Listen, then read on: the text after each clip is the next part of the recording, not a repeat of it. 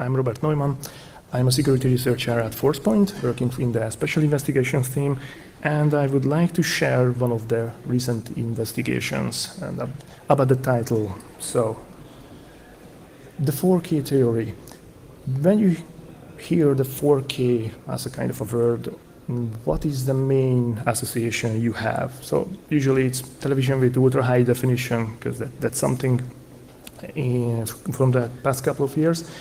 There is 8K, still 4K, something good, but that's just one thing. The second one is good old cache, because we are usually saying that it's 4000 or like 4K. And the third one is something kind of a retro thing called a 4K demo. So I'm not sure how old you are here, but this is something which goes back to probably the 80s or the 90s. And it was representing a very short piece of code doing very fancy graphics on computers. And thankfully, this is still not extinct, but a little bit more on that later. So a couple of questions before we proceed. How many of you can actually understand assembly code? Hands up. Don't be shy. Okay, that's reasonable. So how many you are actually still writing assembly code? That's more tricky. Hands up, because I know that you might be doing still shell codes, right? Okay, that was the tricky part. So it will be likely a bit high level, but I was trying to also include some assembly level stuff, mainly for you guys who are still coding. Okay, and how is it all connecting to the talk? So is it a present or the past? As you can see, that's a POS terminal, and it's a kind of a bad play with the words, but let's see. So there was a UDPOS discovery that was by us at ForcePoint early this year. That was basically a new piece of POS malware family. Wasn't really earth-shattering or anything what we haven't seen before. The novelty was, or one kind of novel feature, that it was using DNS for data extraction compared to other methods. DNS and data extraction over DNS is not really that new, but there weren't many POS families utilizing it before, and we only had a handful of samples of that. Then there was the pink eye story. It was almost at the same time. It was by Kroll security researchers. They were finding a small piece of POS malware. According to them, it was between 4 and 6 kilobytes in size. And the interesting bit there was that it was using a kind of clearing houses for storing all the stolen credit card data. And also, they were claiming that it was using the very famous double XOR encryption, as much as we can consider that an encryption. And the pink eye story goes back to a little bit of the past. So when we were reading about the story, and that it's a small piece and it's a POS, there were kind of small bells ringing. So it's very much looking like there is the old TinyPOS / Abaddon POS malware resurfacing, or might be a new iteration of that, or just kind of ideas borrowed for that or whatever, but that was very, very similar. And last but not least, it's Joker Stash. Some of you might know the name, so it's a kind of famous site for selling and trading credit card data. And the owner, or maybe there are multiple owners, they are kind of proud of their work. And just recently, they were claiming that they were hacking into merchants directly, and they are responsible for a couple of recent breaches. Brian Krebs was having a very nice summary on them, and also kind of a fake Joker Stash site. So that is going to kind of add up at the end. About the investigation. So we were basically just starting to collect samples.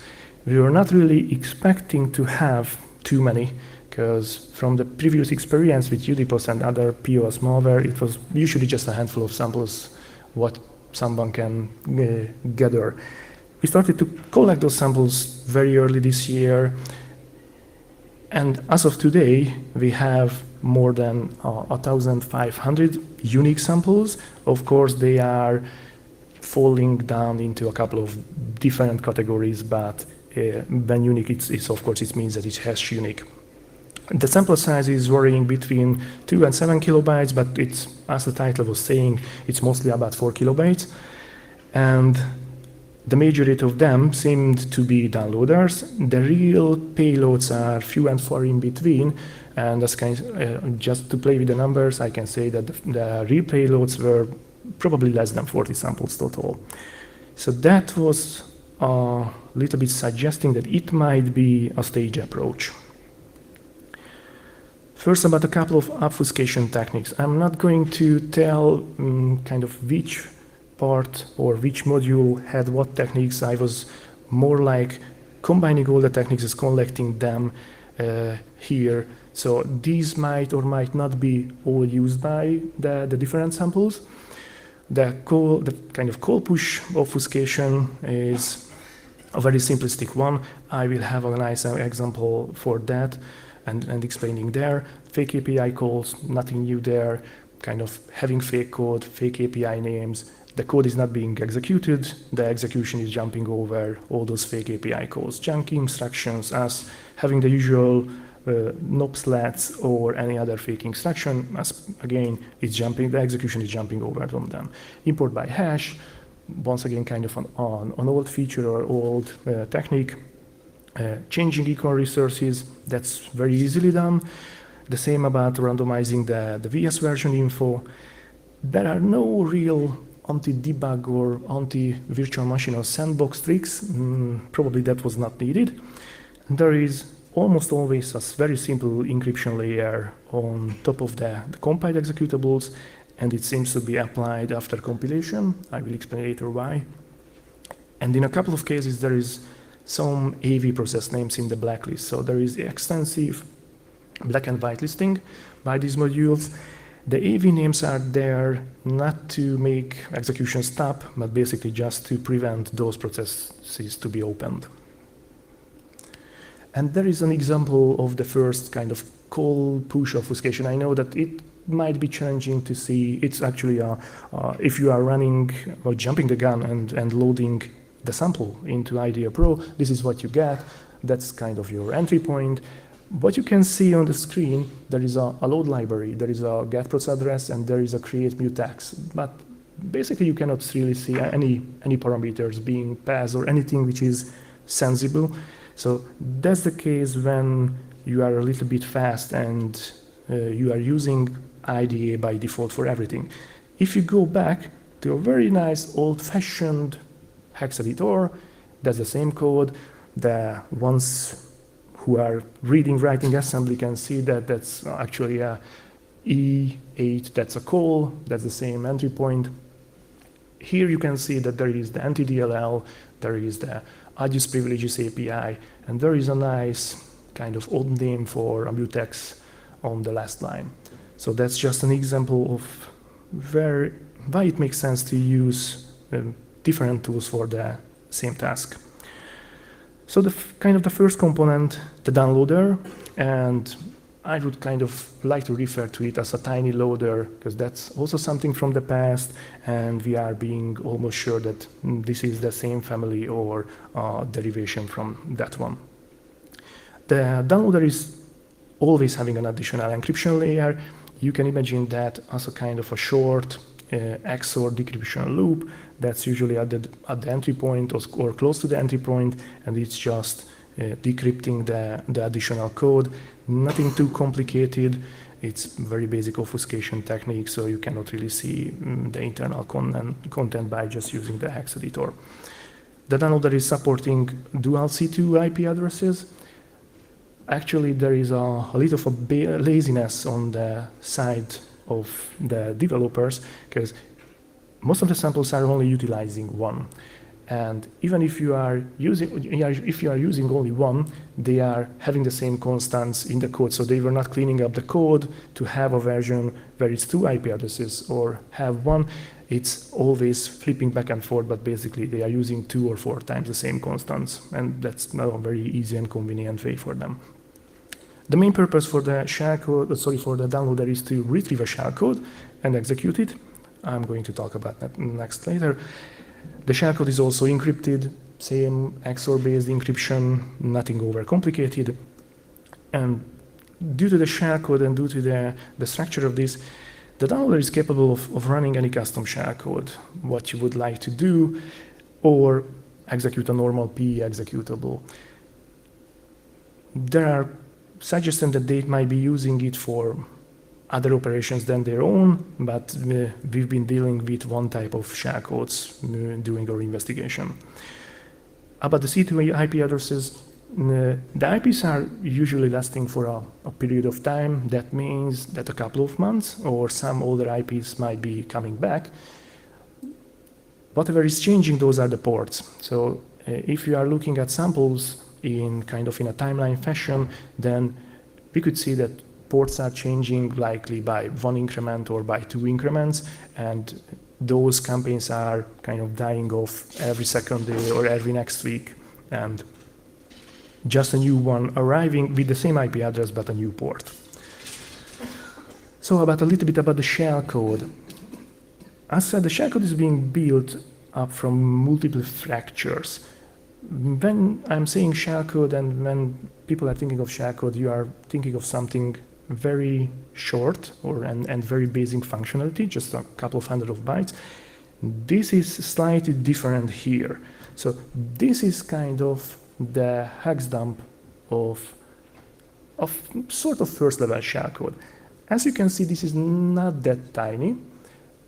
It's not clearly readable, but there are lots of API names. There are some interesting strings. What happens in reality is, if the downloader can connect to a C2 and the connection is established, it's sending data there and then trying to retrieve something. So when retrieving, it's only downloading like a couple of 100 bytes per each run, and then that's already a shellcode and some additional data.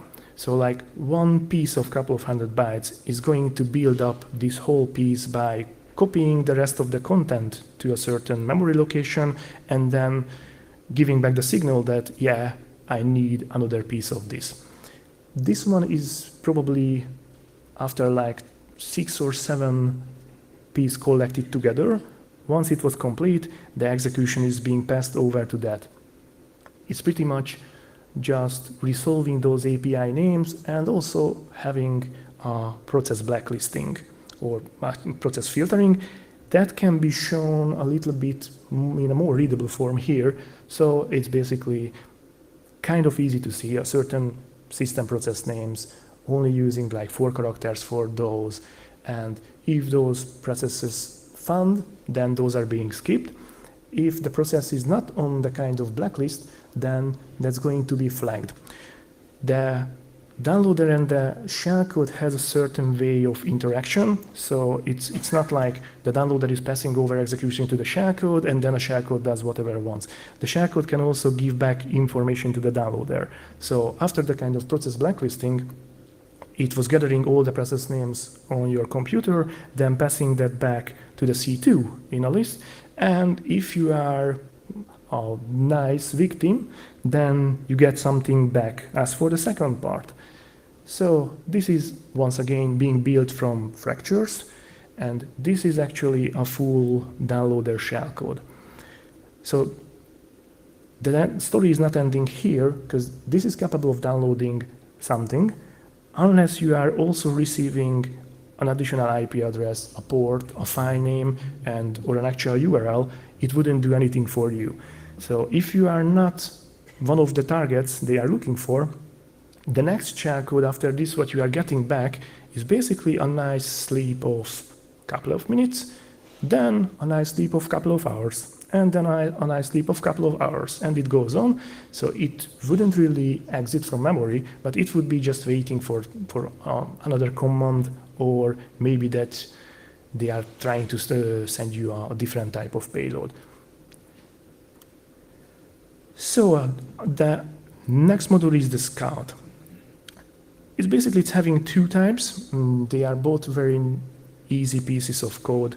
And basically the type A is just collecting the running process name. So it's a small executable, looking through all your process names and basically making a list of that. It's trying to open all the processes. If there is an error, there is a flag of E or F, like for fail. They were changing it sometimes for whatever reason. If it could be opened, then it's an O. And then it's building up a list of all the process names and the flags and sending back to another C2. So basically, it's a very easy mapping of your running processes. Type B is a little bit more complex, but just a little bit more, and it's more targeted. So Type B is also having a huge list of POS process names, and it's also doing some additional tricks, like getting the name of the PC and also doing a network map. That's actually using a simplistic net view for that, and also doing the same process walkthrough, but this time it's only looking for processes from the POS list. And that POS list is this. So to understand or put it into context, you have to know that there are 6 characters for comparing one process. So they were not really bothering to have the whole long process names here. Why would that be needed? They are only comparing like the first 6 characters of every process name. If you do the math, because actually I know the size of that, that means that that list contains over 300, actually 327 POS names. So that's a really an eye-opener, because in reality, if you are going for a new business, as if you are kind of buying a POS terminal and all the hardware and software related for that, you have one POS system running. There are no trial versions of this software, so it's not like if I'm asking you to collect me like the top 10 simplistic graphics editors on the net. You can easily kind of grab those, install those, check what process names they are using. Here, it's much more complex because you need to spend money and invest money, or you have to start mapping a lot of networks and looking for process names. So this alone indicates that whoever is behind these modules and these campaigns, they were not starting it today or the week before, but likely doing it for a couple of years or more. And then finally, the POS module itself, a little bit strangely, but maybe not that strange that it's not utilizing any encryption. Basically, if someone is reaching, or a PC is reaching this point, then they are almost very sure that they are a capable target. So that's likely a POS terminal. There is no analyst sitting in front of the PC. Most of the time there is no AV installed or anything like that. Why would they be hiding anything in the binary? They could be applying the very same simplistic XOR. They decide not to do that. The main purpose of this module is what all the kind of old other POS malware were doing. It's tracking and collecting the track 1 and track 2 credit card data from memory and using them and sending those to the C2. The POS module can also kind of contain black and white lists, as seen before with the shellcode and with the Scout. Sometimes they have a short list of POS names, sometimes they have a longer list, sometimes they also have a blacklist for processes not to be opened, and sometimes they are kind of combining the two. It's always different. Having said that, it's a basic memory scraper. There is still some minor maintenance going on the code level. I'm going to show an example for that. And it's actually a multi-threaded memory scanning. So whenever one process is found to be interesting, and it's either not on the blacklist or it's included in the whitelist, that's going to be opened and the new thread is going to be started and all the data is going to be scanned, whatever is accessible. There is the example for track 1 and track 2 data. So whoever was not dealing with POS probably never seen this. This is basically what goes through on the wire when you are using the old-fashioned magnetic stripe card payment. So as you can see, this is kind of plain text, no encryption, nothing else. All the vital data needed to complete another transaction is there. So if you can steal that, you can kind of clone a card or use that data for other transactions. And this is what's actually being extracted from running the POS module. before encryption. The POS model is using a basic XOR before sending that over to the C2, but that's just likely for the DLP and other systems, so they are not flagging the traffic as credit card data. As you can see, I wasn't using the very same card number, but basically it's a track2 data, and there is a process name listed what was my test POS executable, which was nothing sort of fancy. It was actually a notepad, and I was pasting that just for memory scraping purposes. And then one bit of evolution from the POS part. So on the left, you can see that this is part of the memory scanning procedure. There is a memory read. After the memory read, there are certain checks, and on the bottom, you can see byte compares. Those are basically looking for digits. So it's likely 3, 4, 5, 6. Those are the usual digits for your credit card. That's the kind of the starting numbers. There is a whole long of parsing code beyond that point. So looking for all the specific and special characters from the previous slide and validating it all. But this is where there was actually some improvement. So on the right, you can see the very same code, except that there are 5 more conditions. And actually, it seems that by just reading memory, either it's running on an exception sometimes, or the timing is key, because on the old sample, on the left one, that was from like January or February this year, they were almost reading like 400 kilobytes and then having 1 millisecond of sweep. That's not really a long one. On the right, they do that a lot more frequently. So likely they are testing this on a lot of systems, and they are trying to fine tune so it's not resulting in an exception, it's not having any memory reading problems or anything like that. Beside this minor change, the right-hand side sample is very recent. It was from September, and the parsing code and everything else is the same. So basically what the usual operational workflow for them. On the left, we can see that there is the scout. That would be mapping all the data and all the processes, what they can. They were not converting that or compiling that into x64. There was no reason. The key was always static in that case for all the samples we had from this year. The port number was those 2. That was also not really changing, and it's only a very few IP addresses they are using for sending back the process data. So in their infrastructure, they are trying to distinguish which data goes to where. There is a kind of an overlap, but they are trying to distinguish the different functions. Then, of course, if there is a good candidate, there is going to be a downloader.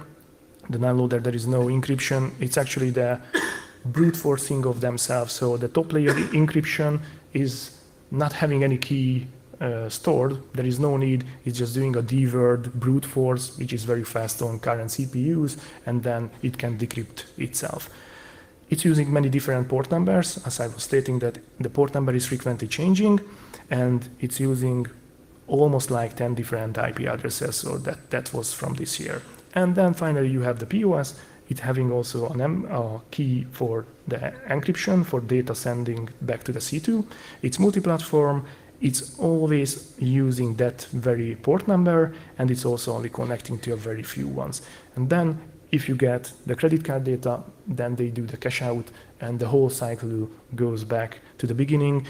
As you could see from all the POS process names, it's likely a lot of cycles, likely hundreds or more of evolution, and constantly looking for new possible targets, constantly mapping PCs, and having a good understanding of who is a good candidate and who is not. So what the problem is here? First, there is the software side of things, and that's partly starting with POS Ready 2009 and POS Ready 7. So those are Microsoft platform names. You can probably guess that POS Ready 2009 is XP based. What a surprise. POS Ready 7 is Windows 7 based. One problem is that people are still using the older POS platform, and we pretty much know how secure XP is. The other is that no matter what you use, soon they are going to reach end of life. They are already on the extended support, and the dates are next April for POS Ready 2009 and sometimes October in 2021 for the Windows 7 based one.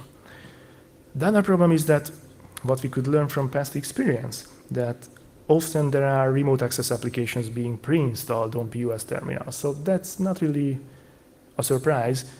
Imagine your average IT administrator, they don't want to kind of walk down to all the POS terminals, updating whatever software is running on them, especially kind of imagine something big in the United States, which is nationwide. Of course, they have multiple IT stuff, but doing that from a central location and easily and conveniently updating software, that's always good. The problem is sometimes they, as they are IT people, sometimes they forget to change default passwords or use the same password for the whole countrywide stuff, and that's just providing an additional attack surface. The track 1.2 data lacking any encryption, you could see that it's kind of plain text. There is nothing more there. The new track 3, which is kind of the EMV base, what I'm going to talk about later, that's using 3DES, RSA, and AES. So they were thinking ahead of the problem already years back, but this is what it is. We are dealing with legacy systems here. And for last, that's additional third-party applications might be running on the POS. So in a couple of instances, there might be an SQL server or an equivalent, and imagine that if it's storing historical data, and that's loaded into the memory, then you are not just dealing with actual transactions being stolen, but also something from all those historical data if the post scraper is able to grab the data from the memory. And then we are switching over to the hardware side of the problem. So it's the old debate, magnetic stripe vs EMV, which is the chip and pin terminals. Actually, EMV is not a new standard, but something old. It was already standardized originally in 1993 and 4, so it's almost about 25 years ago, and they were already thinking of encryption back then, at least the basics. And by the way, it was standing for Europay, MasterCard, and Visa. I'm not sure if many still remember what Europay was, but likely that's also something blessed from the past. Another thing which might be a problem, but the liability shift. So banks a little bit got fed up with all these, that people were easily stealing credit card data. And of course, they are the ones trying to insure the money and trying to be responsible for whatever was stolen. People going to the bank, hey, I got any kind of card fraud, please give me my money back, because I can sort of prove that it was stolen from me. So you can see and understand that they were fed up pretty easily about that. So they wanted to change that, and so they did. In the EU, it was 2005 and the 1st of January when they were having the new laws for this. In the US, it took an additional 10 years. It was just 3 years ago. So at that point, they were kind of moving all the responsibility from bank to merchant, and the merchant is being responsible if there is any kind of non-EMV transaction happening and there is a fraud. Also, there's a human factor. We are lazy people, I can say that. We like to easily just swipe the card. We don't want to enter a PIN code, especially that's true in the US. Sorry, guys. One possible solution here would be that they are switching over to contactless payment, because that's also kind of a convenient way, but that is only happening in the past years, and still switching over to anything still involves money, as they have to replace the terminals and the software, and if you think of nationwide, that can be a lot of money. A couple of anomalies before I am closing it up. So when we were having a look at all those samples and we were doing the investigation, something kind of stood out, that they were very quickly closing down the ports and changing to new campaigns. But sometimes you are lucky and there are very old IPs and ports being kept open. So I wouldn't say it's really a failed OPSEC, it's just kind of a bit of a laziness, or maybe they were overloaded with all the different targets and the work, but that sometimes helps you to actually have a living connection and retrieving the shellcode. Also, we could see a very similar downloader actually downloading what was an XMRig miner. So that there are a couple of differences. It was using scheduled task for persistency, but the assembly code loader was very similar, and sometimes they were using PA compact, which is a very basic executable packer. That seemed to be a spin-off. I wouldn't say that these are the same people, but actually crypto mining and cryptocurrencies were a big thing in the past couple of years, so it wouldn't be senseless to say that they were extending their activities. And for the last, that was this kind of the strangest one, and that's the server IP range. So whoever was working with the server ransomware before might know that the server is looking up a very big list of C-class IPs for any kind of C2 communication, or the possibility of that.